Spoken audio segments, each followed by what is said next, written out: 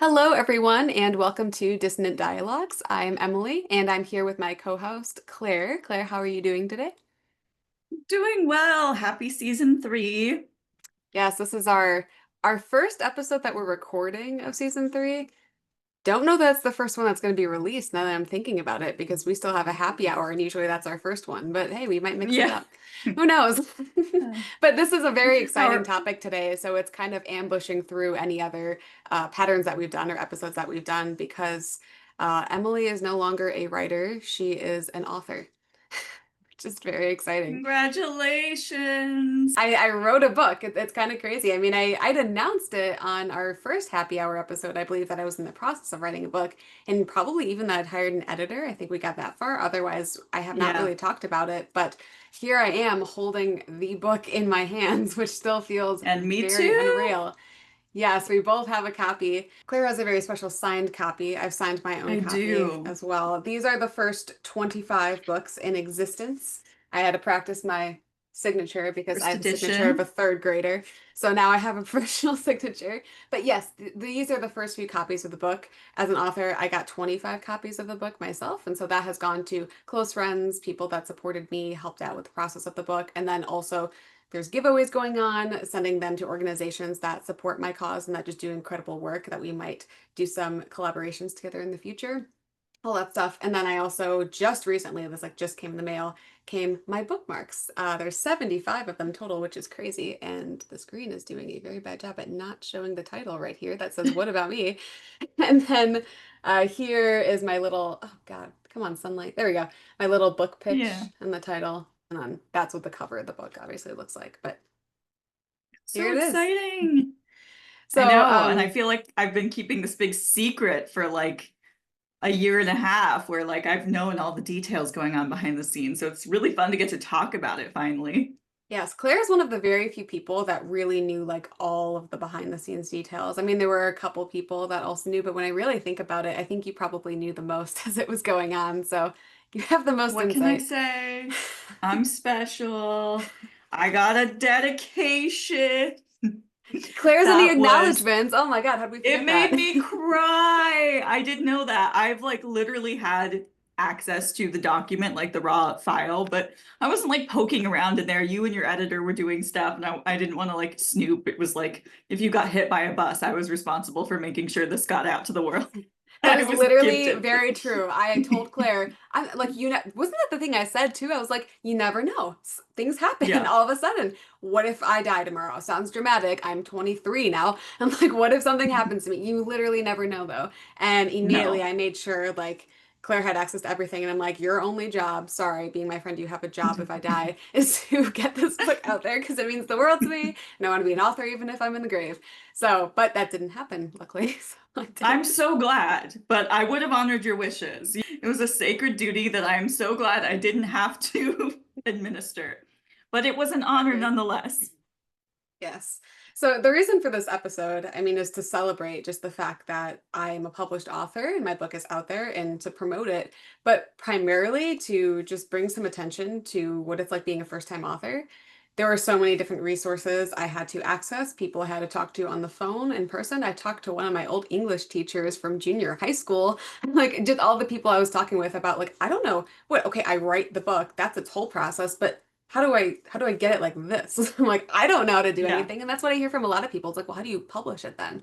So I had to go through all of these steps, and I'm hoping to bring light to that for anyone who's interested in becoming a first-time author, currently writing a book and is like, I might want to publish this. Well, you can follow my journey and see what the process was kind of like. And it's been really cool to watch. I am in that category of somebody who wants to Mhm. write a book and had no idea what the process was like. So it was really fun to watch you. We've got things that you absolutely want to cover and some questions that I also have. So we're going to see how those flow into each other and hopefully get a coherent narrative for everybody who's interested. To anybody who does not own a copy of the book, you are getting the back summary read to you right now. So that way you know what exactly the topic is, and we'll go from there. What About Me follows the journey of Emily, a victim of psychological grooming and sexual abuse by a prominent music professor at her college conservatory. Through chilling communications with her abuser and recollections of her time spent inside his office, Emily shares her harrowing journey of escaping her abuser's tight grip and fighting for justice that she fears does not exist.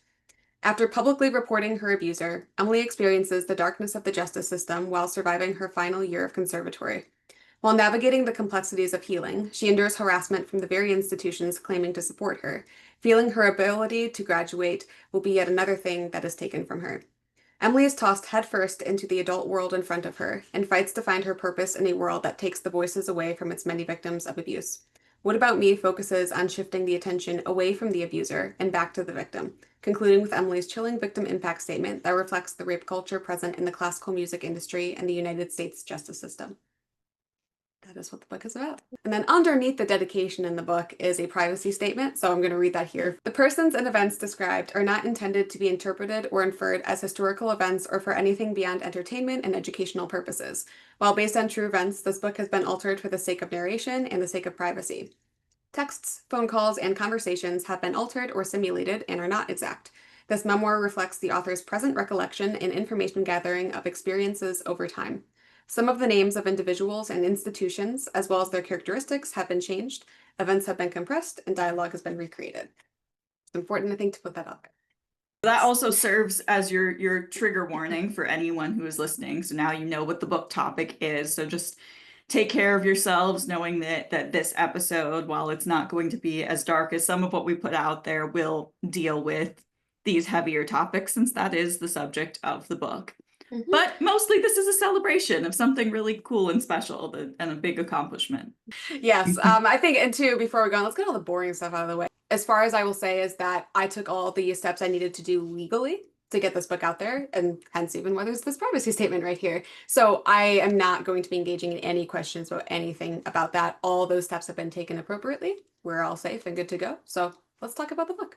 As your friend and getting to know you, something that, I knew early on was that you were dealing with your CPTSD, and part of that happens to a lot of survivors is they start blocking things out. So I knew that you were trying to write down as much as possible in order to sort of preserve those memories and put them somewhere and then put them away. How did that journey turn into or coincide with the idea for the book? Yeah, so I was creating that document and putting everything together. As you read the book, any audience members in the future, you'll see that I thought that there was going to be some sort of criminal or civil case. And so I knew that it was very important to get everything down that I could remember. Because the unique thing about my case was that where I was abused, I had to go back to for another academic year. And so what that caused was a lot of flashbacks after I'd been away for a couple months, had time to do the therapy and the processing, and then going back to that place again was a incredibly painful experience for somebody with CPTSD. And so I thought it was important to document every flashback of something that I might have forgotten, any details. I was in the exact same location that would just come back to me. I jotted down right away. And it was mostly for that because I wanted to be as thorough and just have everything as perfect as possible. So I had all of my evidence there. I wanted to get my job done. And that was also a very healing thing too, because I'm able to look back at it and know, okay, I had these flashbacks and immediately they were jotted down. It was exact, it was to a T. And I would look back at it and be like, this happened to me. And my abuser is not manipulating me any further about anything. Like, I know this happened to me. Nobody can convince me that it hasn't because I had these experiences and there they are. And so that was a big reason why I was doing that. And as I was jotting down the flashbacks, I was also going through my own healing journey, reading a lot of books that were about this topic in general. What is the Girl Worth by Rachel Den Hollander? I think that was the first book I had read since I was abused on that kind of topic. And I was so emotionally moved, broken down, and empowered, everything by reading that book, that I kid you not, literally, as soon as I finished the book, I pulled out my laptop and I'm like, I'm writing a book about my story. And then I started writing a book about my story, detailing, I had that document of experiences. So I would, I put it into like the storyline of like a book. And I basically did that for September through, what was that? Probably March or April. That was the book initially. Initially, things changed. Yeah. That was the book. And I think that just speaks to how I am. I was like, I'm going to write a book. And there was no like if, ands, or buts. It was just happening. I know that this book looked very different and much bigger in the beginning. So how did you go about cutting your book in half to foreshadow what happened? Yeah, so basically, it's crazy to me that I spent so much time working on this book. It's supposed to be a culmination of the experiences that I've had being groomed and how that leads into sexual abuse and sexual assault. So I basically had that all written out. And then I'm like, well, how do I end this book? And there was like no way I could end it without it being the whole duration of, well, how did the case end, right? That seems like the natural ending point. Mm. Do I graduate and then this case, what happens with the case? Like that's where it should end, right? Is kind of what I thought. And it was long. It was incredibly Mhm. long. And over the period of time while I was writing this book, I was doing a lot of advocacy work.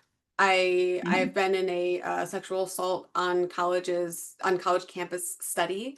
I helped with research for that. I've collaborated with a lot of Instagram accounts about this topic.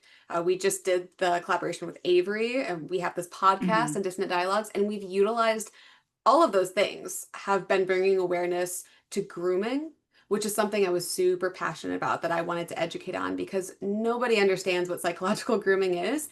Specifically, they don't understand that it's not just something that can happen to a child. It can happen to Mhm. anybody at any age when there's a power differential. And Yes. we did a whole episode on that. So that's what was really important to me. And I'm like, cool, this book is going to educate on grooming. It's going to show exactly what happened to me, how I was groomed, how it leads to sexual abuse. And then that can help people be able to identify it and keep themselves safe because I didn't know what this was either. But then, as we'd done so many advocacy projects and things about that, I was like, you know what? I really want to educate more specifically on what it's like going through the justice system, what it's like going Mm. through CPTSD, what it's like after the abuse, not what happens during. And the more I thought about it, I'm like, well, Mhm. yeah, like everybody is always concerned about like what happened to you. Nobody really sticks around for the aftermath.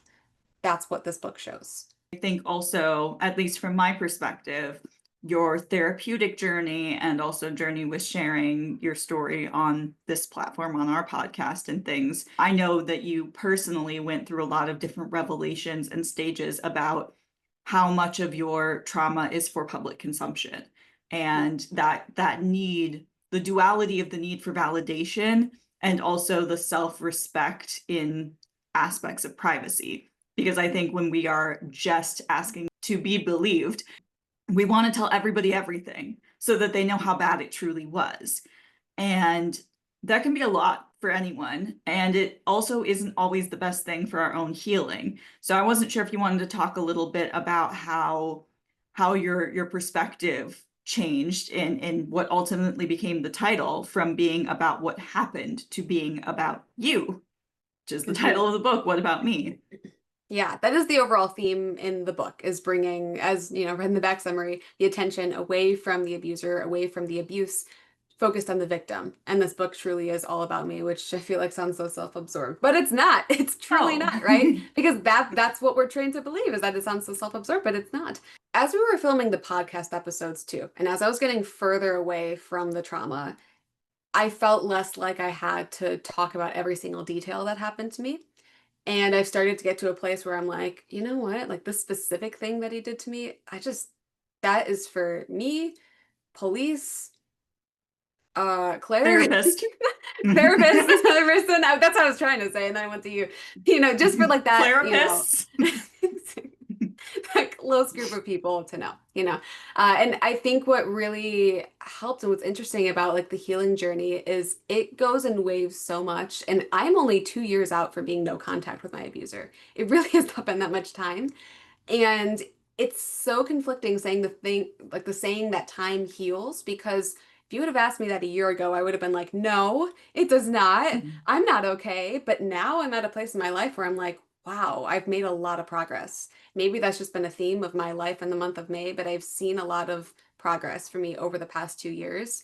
And that's one Yeah. of the things is that I'm like, I'm going to keep some of these parts of my story to myself. And then whenever I can share that's going to help and benefit the world in any way that I'm comfortable with doing, I'm going to do. And it's such a mental place that you just have to get there. You have to arrive there. Once you arrive there, Yes. you're there. It takes time. But I can say 100% that a year ago, no, I still wanted every detail. Because I was hoping almost like that there could be some sort of scientific study of like, how do we entirely prevent this from happening? And I don't know that we'll ever get to that place, but that's where all I was thinking about. And honestly, right now, I'm very happy with how much I've shared, and I'm very happy that I've kept some things to myself too.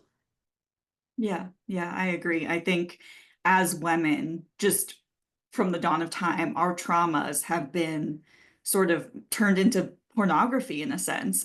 Even if they're not sexual, the murders of women, the violence against women, we have such a consumption culture when it comes to trauma that can be, just the popularity of true crime. I fall into it too. Some of it's really interesting, but sometimes we forget the severity of what's actually going on when we are consuming it like it's like it's a documentary or like it's, a T channel on YouTube or something. Mhm. And your story is not that. It's so much bigger than that. And the focus shouldn't be on the shock value. But I also know as your friend, like like seeing you get to that journey was really interesting. Even just, I think the podcast was a very interesting arc for that, because even what you recorded versus what you wanted to put out there in the final edit changed so much in those few months. And that's something that, like, if you're a support system for anyone in this position, as from my perspective of this, you can't tell a survivor, particularly not a survivor who is fresh to this, like, hey, maybe you don't want to put everything out there. You might want to plant those ideas a little bit, but you have to be really, really delicate when you're talking to people that you love dearly and care for, because feeling silenced is such a trigger.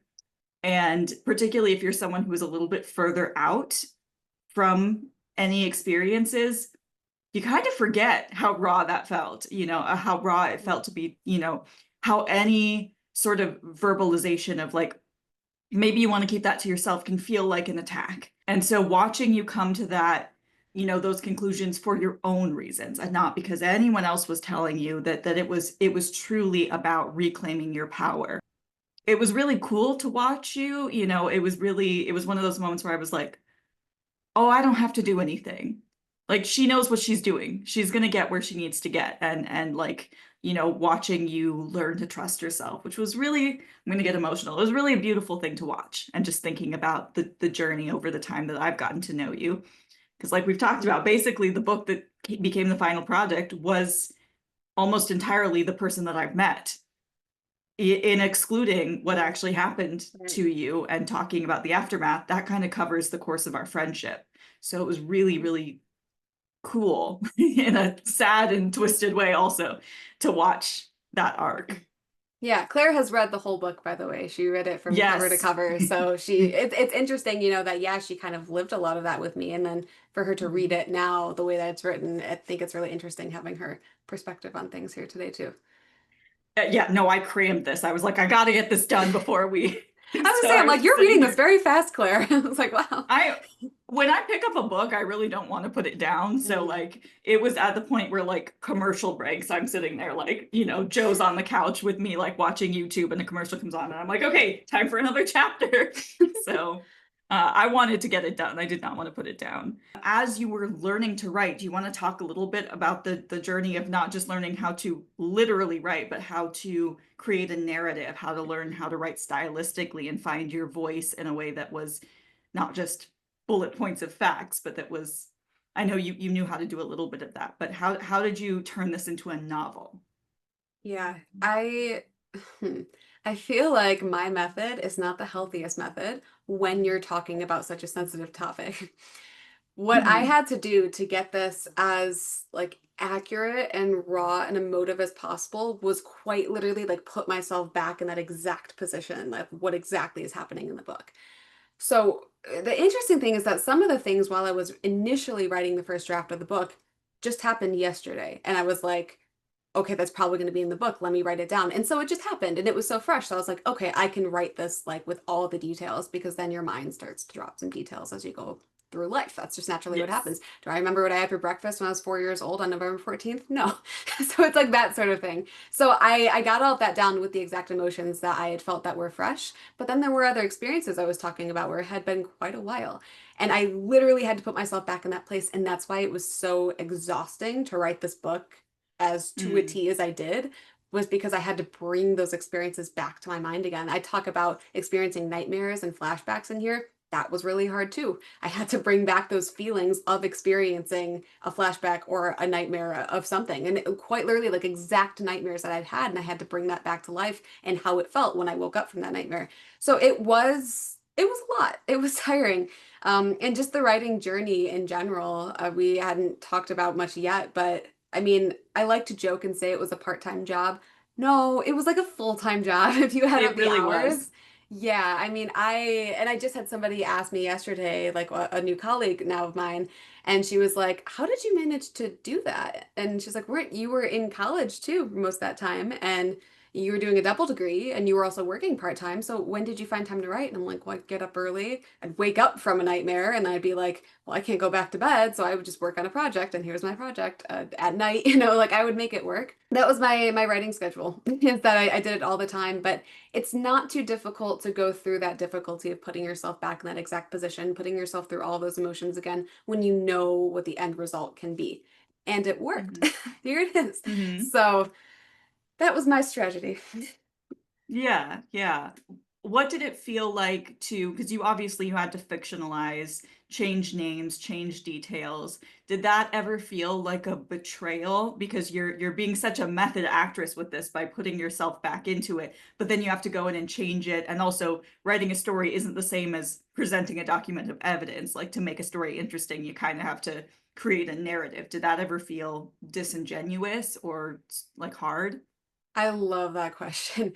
I was mad at the beginning when I was like, I'm learning about like all legal stuff and like everything, just the whole process of writing a book in general. There's so many legal things involved, no matter what you write about. And I was Yeah. like, oh my gosh, I have to change names, detail. I have to change so much stuff that at a certain Hmm. point, it didn't even feel like it was my story, although it like obviously was like very similar to exact things that happened to me. There were like elements that needed to be slightly adjusted, adjusting like even just like the wordings of certain things. Like maybe there was something that was said Hmm. to me that was so triggering, but I had to make slight adjustment to that because I can't do Hmm. exact things. Um, the way I was describing things, I didn't like it at all at first. I hated that. I was so mad about it, but I was like, well, that's not the goal here, is to be perfect with like hair color. I'm just coming up with something random. That's Yeah. not important in the story. And so I started to learn that over time, and it's become its own thing, so much the point where instead of saying the exact name of somebody to Claire, Hmm. I'm talking to her in like real life about something, I accidentally say Dr. True talking to Claire, which is Yeah. like a made up name in the book. I start to Yeah. accidentally use names that are in the book that aren't even like real. So it's a kind of been like a therapeutic thing as well. But I will say if Hmm. anybody else is like doing this exact kind of thing and you're feeling that initial betrayal too, it makes sense. It totally does. But in the end, you get to a place where it really just doesn't matter. And that just doesn't Yeah. matter to me anymore. I think that's what really strikes me is that the emotional truth is there. It is so raw and honest. And the details, they can apply to anyone because so many people who will read this will be able to relate to this, that it's like, yeah, the physical descriptions or the location, that's not where the truth is. The truth is in the emotional journey.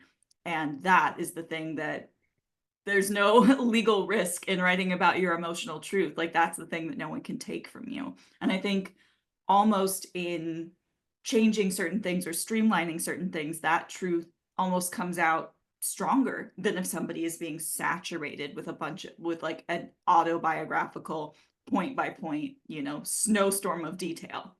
So, That was another weird thing, was compressing certain events yes. too. It's like, I mean, geez, the stuff that's in the book. The book is written over the course of a year, basically. The book Hmm. covers like a year in the book, but like some of the stuff that like we talk about covers like what, about a year and a half probably. But there were certain Yeah. things where I'm like, well, this is important to me in the story, but maybe this thing that happened is not. So I'm taking this out of the narrative and putting like this in, but where am I going to put this part then? So it is kind of strange to do that and to It see that. And there are is. some parts where I look at the book myself and I'm like, oh, that's weird because that's not exactly how it happened, but that's not the point. And that's what's in the privacy statement too, is that that part is not exact. It doesn't have to be exact though. It's about Yeah. the emotional journey, and that's what's true in there. Yeah. Well, there's a good specific podcast relevant example because we've done an episode. See, I'll put it somewhere, the Scam Jam episode, which we have covered. And the way this takes place in the book, it was kind of eerie to read it because I'm not really in the book at all. I'm sort of, that's the only place where I think I'm specifically mentioned, but it's not me. I'm merged with another friend, who was the first person you disclosed to. So you combine those characters because there's no real need for both of them to be, different people. So I know, like, I kind of had like it was kind of that weird vibe where I was like, I lived through this, but it's weird. It's like watching a documentary of something that you were there for and being like, and seeing like a reenactment of it and being like, that's strange. Um, Yeah. but at the same time, it was exciting to see the way you went about like navigating that and compressing that. So for our audience, they do have a little bit of insight. At least one thing that was changed just a little bit. Although you didn't go into a ton of detail, it was relevant in talking about the harassment that you faced as a Mhm. survivor. So that was kind of fun to see how you went about that. Yeah, that was probably the weirdest thing I felt like putting in there because for timeline, it was put in a year, well, like 9 months before it actually happened. So it was just it was weird to Yeah. like put in there. So but you got to put it in at the most like appropriate place, and that's a whole thing you have to do as a writer too, is making the narrative flow and make sense that you're not Yes. jarring the reader like too much, like whipping them back and forth to get whiplash. So that was a process too, and that's where I did hire an editor, and that was helpful to have insight on. Yes. Yeah. So at this point, does the character of Emily in the book still feel like you? Do you feel like this merged your realities, or Jeez. does it did it feel That's a like good this question. created is there more of a separation or is there more of a blend? Well, here, fun fact. I have not read the book like this yet. It's very triggering, when I was like working on the book Mhm. and even when I was in like my third draft, it was still triggering to like go into it. And so when I had finished and I'm like, okay, good, we're in the publication process, I was like, thank God. Because it was a lot. But since I've seen the book like this, there's a part of me, I love reading. There's a part of me that really just wants to read it like in the book format. And I might do that. I I feel think you like should. that's probably gonna be healing to me. Yeah. I haven't done that yet, but maybe I'd answer that question better differently. I'll say after I do that. But We'll do a follow-up. I think some of the yeah, I think some of the I mean a lot of it in the narrative, it's me talking about what I'm thinking and what I'm feeling. That's pretty much what the book is. What about me? So yeah, no, I would say that Emily is to a T exact. That was my goal in the book. So many things had to be changed, compressed, whatever. But for me, that was the one thing that could stay 100% accurate. So yeah. Yeah. Well, also it's the one name you don't change, so I think that probably Yes. helps. Yeah. Yeah, Yeah. that's the only name. Yeah, that's not messed around with at all. Yeah, I'd say my character Yeah. is 100% um nonfiction. And not, I Yeah. can't call anything else nonfiction. Yeah, Yeah. yeah. Your internal dialogue is all very you. Correct. Um, and it was such a stark reminder, again, just as somebody who was present for a lot of these things, or at least getting the download play by play on my phone. Just like seeing, you talk about how much progress you've noticed, and this being sort of a marker for progress, that a year ago you would have felt completely different about the passage of time. Mhm. Reading this for me was like, oh wow, like it gave me such a stark comparison of the ways in which you've grown and the things that you've overcome, because it put me right back in like remembering what conversations with you during Mhm. these events were like, and just realizing, can't keep a good Emily down. You can't. She'll come out in the end. Like it made me realize how much you've reclaimed, and it just made me really proud. Like yes, it's depressing to read, at times there's things that it's hard, and it's supposed to be hard because it's a hard topic, and that's the reality. But it really did, I think that's the takeaway for anyone who is nervous about reading it, and I think for you, when you do get to rereading it, that the thing that sticks with you, maybe in a way that didn't when you were in the process of writing and editing and sort of in work mode, is just that comparison of knowing that you have seen, it's not all sunshine and rainbows, but you've seen the light at the end of the tunnel, and being able to compare the ways in which you've grown. And again, it's about you. So Mhm. that's really a beautiful thing to see. Yeah, that's something actually that my editor had said to me because I was a little concerned even just for my editor, like reading through this, and I'm like, is this a lot? Is this too much for you? And she told me, she's like, I'm familiar with like working with these topics, so that's one reason no, but something that makes it more bearable is that I'm looking at you and talking to you right now and that you're okay. And just knowing Yeah. that you're safe and you're better and you're okay, that makes it easy to edit this. And Yeah. yeah. Yeah. I mean, the you wrote really compellingly.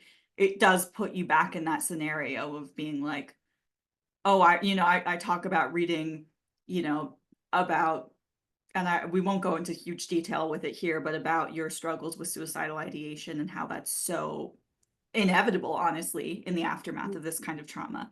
And I'm sitting there like gripping my like pillow, being like, I know how this ends, but wow, I forgot what it felt like to a certain extent to talk to you at that point in your life, and it just made me so proud to see where you've gone. So, again, if anyone is nervous about this, just know you can look here. You can look here and see that like there's been, again, it's not all sunshine. It's not all done. Healing isn't linear like that, Mhm. um but there's been growth and renewal, and that's really amazing to see as a part of your community. So I'm proud of you. I'll probably say Thank that a you. million times. um, so what do you feel were your primary goals in writing this book? What kind of audience are you picturing? Has that changed over the course of getting from writing to publish? And what do you want people to learn? Do you picture this being more for survivors, victims, or people who maybe are completely unfamiliar with this as a stark wake-up call to maybe men who need to call out their peers more? Or is it Mhm. everybody, all of the above? I want to start with the target Yeah. audience thing because that's something Yeah. that's really interesting. So yeah, I mean, for every creative innovation, whatever you do, there's always a target audience in whatever you're creating. And in my case, I was like, well, there are levels of my target Mhm. audience. It can start really specifically to young women in college conservatories. I can even go Mhm. out from there and say just people that go to conservatory, people that have been in music school to understand what can happen and basically keeping yourself safe and just the reality was the number one thing, and it's kind of expanded a lot from there, and I've been like, well, this book, it talks about going through the justice system, the United States justice system. Like, it's so much bigger than that. It talks about CPTSD, which is complex post-traumatic stress disorder, which so many people have either complex PTSD or even just PTSD, and it doesn't narrow down specifically to that kind of target audience. It's so wide. And so it can really just go out to anybody that is interested about learning about those topics. And it does not have to be just for women. That's where I'm like, wait a second. A lot of women like know this stuff. Like they've either lived it themselves, which I mean, that's why I read Rachel Hollander's book because I knew I could relate to it. So hey, maybe that's a good way this could be for you, is learning somebody else's story, but making some connections between yourself and me as well. But also it's like it's for the men that don't get to know what it's like and how this Mhm. exists. Eventually, when I got to that point, I'm like, you know what? I think this is for anybody on planet Earth, basically, because there is a takeaway in so many different ways because of the theme of this book and how it basically just covers how do we respond to people that endure sexual abuse, psychological grooming when there is this power differential and they go through something like this, that in the classical music community or not, because it's everywhere. It's in so many different industries. And how do we support somebody in the aftermath? And you can read about what exactly I went through, and maybe that can like click some lights on of, well, how do I support somebody who's going through this? Because I know that's very difficult for anybody going through anything. It's like anytime someone's going through any kind of grief, some people are just like, whoa, this is really uncomfortable. I'm just gonna say, hey, I'm here for you, and then walk away. And that's what Mhm. happened to me. So I think it's just very beneficial for anybody to learn the reality of this. And yeah, I do like to pinpoint that it's to bring awareness to it in the classical music industry. Kind of a play on how Rachel Den Hollander's book, it kind of follows that similar like timeline sort of thing, what she did. Hmm. Her book was for those in gymnastics and like the sports industry. So I'm like, all right, well, here's my story in the classical music industry, the music industry in general. And so it brings awareness to that sort of theme as well.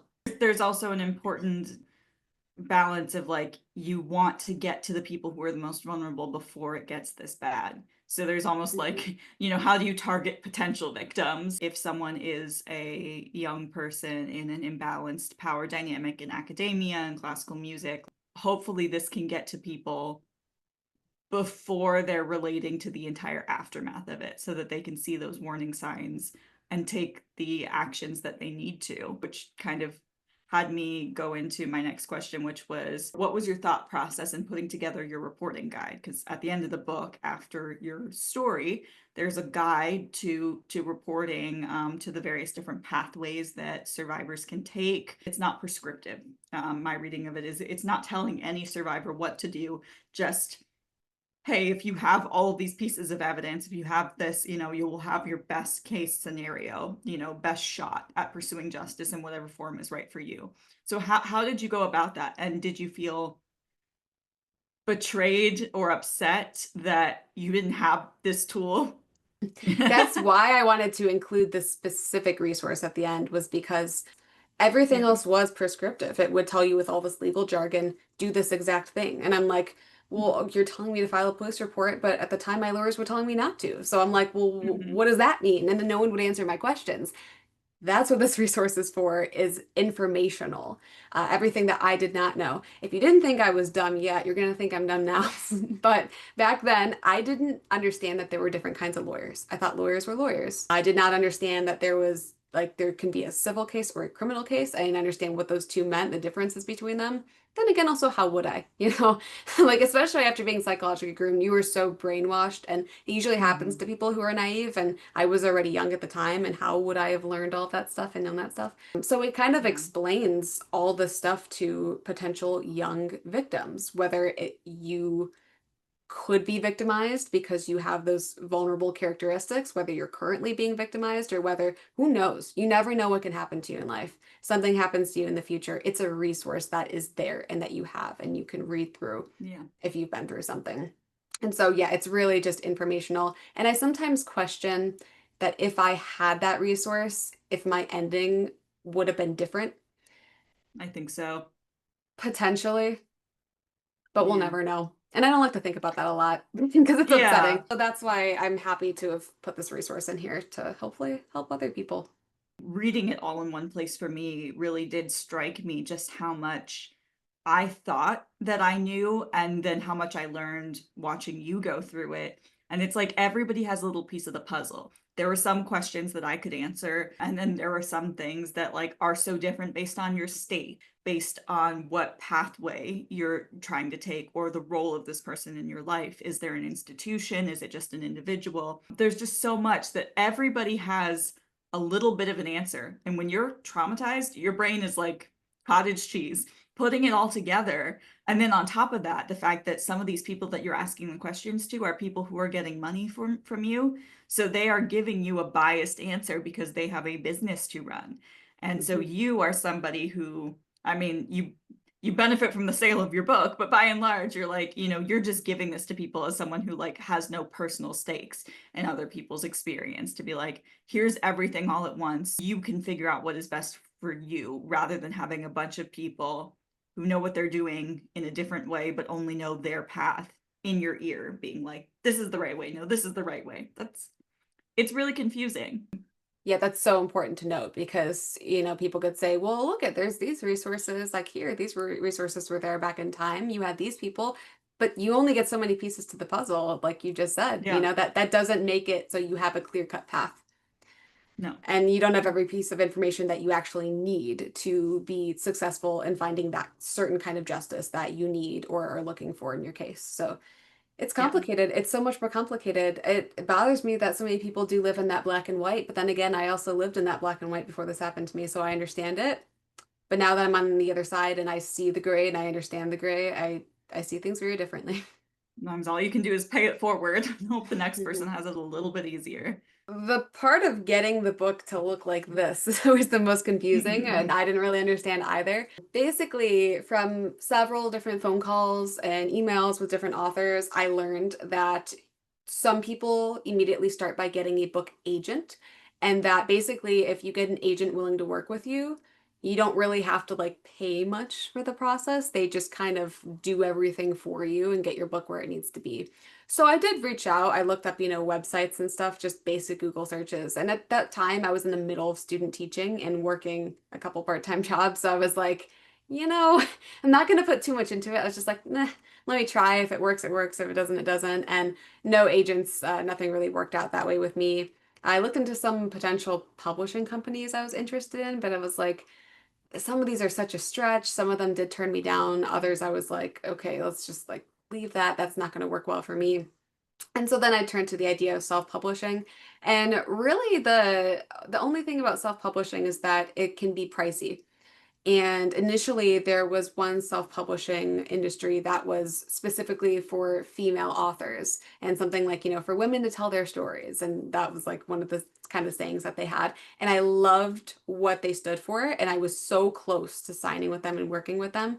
It was the financial component was very insane. And a lot of the resources they were offering to self-publish with them, I didn't need where I was at with my book. My book was already written. I already had an editor. Like that was already going on. So it turned out to be like, well, you know what? Let's walk to something else that's cheaper and can just get the job done. Because all I needed by that point was just to get it into this format. So after talking to more self-published authors, I landed with BookBaby. And right now, I can say of my entire experience with them, I am feeling very positive about everything. You actually do get to communicate directly with people. I've had phone calls with them. We've had email exchanges. They're very thorough with the whole process. I was lucky that I was so far along in my process with the book that it wasn't super expensive for me. But there was a little bit of a financial component. So I did do a GoFundMe and that helped a lot. I would definitely recommend that to any first-time authors if you have a little bit of an audience or anybody just around you that could support you. Setting up a GoFundMe is a really good idea because that did cover some of the expenses. But yeah, they're written in here on one of the early pages, BookBaby, and they basically just walked you through the entire process. It was just step by step and very simple, and the book exists. So I would say that's pretty successful. Do you want to talk at all about the price difference? And these are both self-publishing. Yeah, there were different levels with this first company. And again, I really wanted to work with them because I'm like, well, this is awesome. It's like all female authors. This would be amazing for me. But they had different like levels and things of like, well, how far along is your book? And my book was the furthest along that it could possibly be, and their little like category thing. And it still was going to be about 12 or 13,000 to publish the book, which, it's crazy that's a lot, especially in my situation with the story that I'm telling, where I'm at in life. I don't have that kind of money to just like throw around. So that was really unfortunate. But I think it's also important to note that that was the lowest level. There was a 25,000 price where they basically like that's if you have an idea for a book but haven't done any writing and then, you do that process with them. But I'm just like thinking about those numbers and I'm like, whoa, that's crazy. Um, BookBaby was around 2,000, but I also set up a GoFundMe. So a lot of that covered it. And then I was very fortunate and determined and exhausted by working so many part-time jobs throughout my time in college. But that was also easily able to cover some of the other expenses. I would say that's not bad at all. I got 25 copy with that, right? I got 25 copies of the book for myself. They gave me, I think it's 75 of these bookmarks. They put the book to, I mean, I had done some copy editing, like formatting stuff, but they actually did the rest of it and put it together. They designed the entire cover. They were willing to do back and forth. If I didn't like a font or something, they would, adjust that. All of that is pretty good. Yeah. Yeah. So it's not cheap either way, but I think you definitely found the option that made the most sense for you. The physical copy of the book, this is a softcover copy of the book, it is available for pre-order at this current time. We're filming this June 5th. Release date is July 26th on Amazon, Barnes & Noble, Powell's, Books A Million, and the Ingram and Baker and Taylor catalogs. So that is where this can be purchased. There's also a bookshop link that we'll link in the description that is on the What About Me book Instagram page, that you can just go straight to my bookshop page and buy the book right off there. You can actually do that right now instead of pre-ordering and get the book. Just saying. So you could do that also. There's an ebook version as well. I'm going to be doing an audiobook version where I am actually like speaking, talking through the book and with the characters and everything. So that's going to be a very fun, exciting process. Claire and her husband Joe are also going to help with some of the supplies and managing that, which is going to be really helpful. And if you guys want to help, even if you don't have the money to buy it right now, it's really helpful for people to go to the Amazon page and add it to their wish list. That lets people know that there's interest, even if you would prefer to. I think it makes a little bit more sense to order it through other platforms besides Amazon, but just having it in your wish list, those numbers really do help put it in the algorithm. So that's me drumming up a little bit of extra support. Yeah, literally, if you can't afford the book, just visit the link and that will do so much to ensure that there are enough basically supply and demand, for my book. The way that that works is, I mean, it makes sense, the warehouse, they don't want to have a million copies if there aren't going to be that many purchases, because then the book is just sitting there. They also don't want to have only 5 and then there's 500 people that want to buy the book. So it's just to make the warehouse workers process a little bit more efficient. And then that way also my book will not say temporarily out of stock on the Amazon page, which means that when people want to buy it, it will take like twice as long for them to get the book. So it really is helpful to make sure there are enough copies available. What's next in your author journey? So I have a very strict plan of my author journey. I've gotten so many questions of like, are you going to write books about this, this, and this? Or is this just it? It was just one book. And I know exactly what I'm going to do. This is for sure. I stick to my path. I'm very happy that I wrote a book about this topic. That is a part of advocacy work that I don't think I could fully rest until I had done, because it just feels like I'm helping the community so much more. And I've done other advocacy projects, but this feels like a direct impact by me individually. Obviously, I've had people helping me and supporting me, but it really does feel like it was mostly me. It's a different feeling when you're writing a book and putting a book out there. So I'm very happy that I did this. I finally have done that. But I do know for sure this is not going to be my only book. I already have another document, actually, of another book, totally prepared and ready. I have the topic and everything, and I have some like material and stuff I've like already jotted in there. It's already like quite lengthy. But that is going to be specifically to the field of music education. Totally different topic. I don't want to say exactly what the book is about and who exactly it's for. I just want to say that it is for music educators to read. It's for the field of music education. Something that, again, kind of like this book, we were talking about the resource that I wish I had this resource when I was at this point in my life. That second book is also something that I wish I had access to throughout my college journey and now being a first-year classroom teacher. So it's still, obviously, I'm still getting information and stuff and research putting into it right now. So I know that in a few years, this book is going to be coming out and it will be in existence. After that happens, my author pen is going away because I love writing. I love reading and writing. I've always known since I was very little that I would write a book sometime in my lifetime. But I don't want it to be the only thing that I do. It is very expensive. It is very time consuming. And so these 2 books I think would be really great to contribute to survivors and other readers, and then also to the field of music education to have had those. And then I can go off and continue to do other kinds of work, maybe more music education specific, as that is my career. But I can tell you for a fact in a few years there will be another book. And then that will be my author retirement at who knows what age I'll be then. I was going to say like 30. I'm just guessing. I don't know. But like then I will retire from writing. A very different style of book, but I think something they both relate in terms of being resources that are needed. And now, as we're seeing, so many music programs are cutting some of those classes that really deal with the life skills and the practicalities. I think there's a need for this more than ever to kind of make up for the deficiencies in how we educate educators.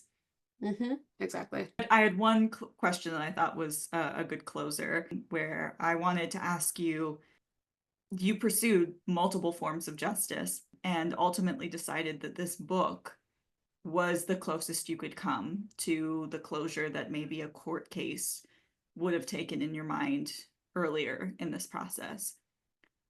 Do you feel, I know it's early, but do you feel like the book has accomplished that closure, that it's not really justice, but that justice, that stamp of finality and reclaiming that maybe other forms of justice you were originally pursuing was supposed to do? Do you feel like it's accomplished that? Yes and no. When I first opened the box of the 25 books, and this was the very first book that I pulled out of that box, I felt it. I definitely had that Mhm. feeling immediately swarm me. And I don't actually have a bookshelf, but I told my therapist I needed to shelf my book in order to be fully healed. But I have a little like combination, like all these books kind of stacked together. So I was like, I just looked at it and I like that. Mhm. And it did feel good to get to that point in that place because as I was writing the book and going through a lot of the horrible things in that book, all I was thinking about was being able to be on the other end of it. And so having that feeling and that like connection from that time did feel very therapeutic, as in it's over and I can go forward, even though, we know that's not technically realistic with CPTSD. It doesn't go that way. But I could kind of tell that to myself, and it did feel better. Since though this book has been published just recently, this is how CPTSD works. All of a sudden, I got this flashback and then this overwhelming feeling of anger. And I was just like, oh, why did my abuser not get any consequences? And I felt Mhm. so upset and angry again. And then the feeling washed away and I went forward. And it just goes to show, this was not the kind of justice I wanted. I had hoped that there would be more for me. I did the best that I could with my circumstances, and I'm aware of that. And I still have to navigate through more of CPTSD. It doesn't just go away, but I am very proud of where I'm at and knowing that I did everything that I could. And I'm doing everything that I can to help other people. And I think that's something for me personally as a survivor that makes me feel so good about getting through this is that I'm doing stuff Yeah. for other people too, and not just for me, even though it's about me. So, And that's what I think is the deception in that title, is that a lot of people might think it sounds self-centered, but ultimately the biggest person that you needed to convince that it was about you was yourself. At mhm, the end of the day, like, why didn't, of centering the abuser in that is sometimes the hardest part for a survivor, particularly in a system where getting justice is so difficult, is yeah, learning how to center yourself. That might be even harder than trying to get other people to focus on you. yeah, And so yeah. that's why I don't think it's a selfish title at all. Yeah, no, exactly. Yeah, and if I keep picking this back up, but if you thought I was just writing this book to get me on the front cover, that wasn't even my plan initially. I was told that this would be a good marketing tool. So I was like, okay, but I was not planning on putting my face to the book. But no, I, Claire knows this. And even my therapist was like, Emily, I'm concerned about you. When I was writing this book, this was not for me at all. 6+ hours straight of writing. I would not Yeah. eat. I would not drink water. I would not use the bathroom. I would just hold it and I would just write. When I was in the zone, I'm like, take advantage, let's get it all done. Sometimes I'd be in tears crying because I had to put myself back in that place and write it, but all I kept thinking was the impact this was going to have. In no way was this fun to actually like getting this, to where it needed to be. It was my own mind, the way I was able to get myself to think about the end result that made it bearable. But it was hard. It Yeah. was painful. It's just Yeah. not for me. Not it wasn't, but it was. Take with that Yeah. what you will. It was hard. I think the end result is something to really be proud of. And I'm proud of you. I definitely was worried. Hearing about the 6-hour writing sessions and hearing the panic and the flashbacks was definitely something where at times I was like, oh gosh, is this the right time for this? But here's one thing I've learned in the 2 years, 2.5 years of being your friend, however long it's Yeah. been, 2.25 year. Um, is that when Emily wants to do something, just don't have an opinion, because it's gonna get done. It's gonna happen. So all you can do is be like, and it might not always happen in the healthiest of ways. So just be there, try to make sure she's eating. Every once in a while, just all you can do. If you've got a friend who's like that, just check in, be there, let them be a little crazy, but ultimately it will get done. Probably sounds insane that I'm saying, oh, in a few years, there's going to be another book out and it's going to be around this kind of theme and topic that I'm saying. And some people are probably like, why are you announcing that so early? What if it doesn't work out? It's going to work out. It'll happen. Yeah. Just trust me. I'm not afraid Exactly. to announce that at all. So no. I'm sitting here going, a few years, that's slow for you. What about 6 months? Look, okay, honestly, the only reason why I'm saying it's a few years is because I need more classroom teaching experience before I'm comfortable publishing. I want to have more knowledge before I put that out there. That's the only reason why. Otherwise, I'd be like, let's do it. So it'll be a very thorough book for that topic. I just need a little more time. Believe me, if she could fast forward the speed of time, she would. I've seen it. That's what I want for my 24th birthday, is the ability to move forward time. I am so incredibly proud of you, and it has been an honor and a privilege, and sometimes scary to witness, but you are capable of really, really amazing things. It's a great episode to be able to put out and be very excited for. All right, thank you so much for listening. If you have any feedback, you can reach us at dissonantdialogues@gmail.com or leave us a voicemail at 872-216-9032 with feedback. Also, if you'd like to be a guest, if you have any topic ideas or questions, you can give us a follow on Instagram and TikTok. We're Dissonant Dialogues on there. And we look forward to seeing you next time for the rest of season 3.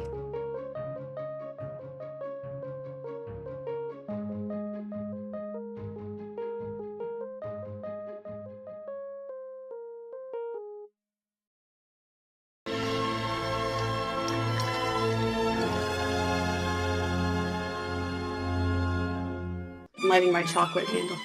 We're like, if I die, you need to get this to the world. We should pause. Did we even mention what the topic was? We didn't. Yes, I was just thinking that. I was like, this is the problem. Intended to be interpreted. There we go. Well, what about this? Oh my god, I forgot the name. A culmination of my senior year.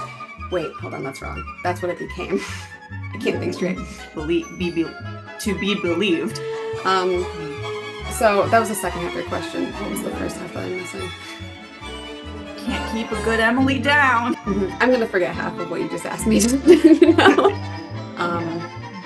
I answer your question entirely? And I don't like to think about that a lot because it's upsetting. Block that out, possibly. Sorry, you have to cuddle and stuff. And that this was my first toe dipping in the water. That's a really awful comparison or analogy that I came up with. But don't tell me what to do.